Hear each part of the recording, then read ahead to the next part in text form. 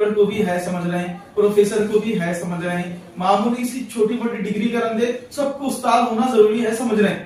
لیکن جب دین کا معاملہ آ رہا ہے, دیکھو اس کو استاد کی ضرورت نہیں ہے. بول رہے ہمارے کچھ لوگ ہیں ہمارے درمیان, حالانکہ دین کا بھی علم سیکھنا ضروری ہے نا. دین کے علم میں قرآن کا علم ہے, قرآن کے بعد حدیث کا علم ہے. پھر ان دونوں سے قرآن سے کیا مسئلے مسائل نکلتے ہیں حلال و حرام کے, اور حدیث سے کیا مسئلے مسائل نکلتے ہیں حلال و حرام کے, اس کا نام فقہ ہے. سمجھ میں آ رہا ہے؟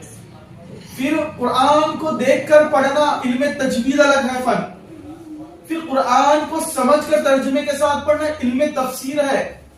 پھر علم حدیث الگ ہے, سندوں کے ساتھ پڑھنا, روایتوں کے ساتھ بیان کرنا, کون سی حدیث صحیح ہے, کون سی حدیث ضعیف ہے, کون سی حسن ہے, کون سی حسن لذاتی ہے, کون حسن لغیرہ ہے. اکثر لوگ کیا سمجھتے ہیں تو عالم کیا کوئی بندے بول سکتے, عالم کو بھی پڑھنا پڑتا ہے کسی استاد کے پاس جا کر, اس کو بھی 10 سال لگانا پڑتا ہے, 10 سے 12 سال. سمجھ میں آ رہا ہے؟ قرآن کو سیکھنے کے واسطے بھی وقت لگتا ہے. اب جیسے کہ اب میں بڑا پروفیسر بنا, مجھے اچھی اردو آتی ہے, یہ کرتے اب میں خود اس قرآن لے کے سمجھنا شروع کروں.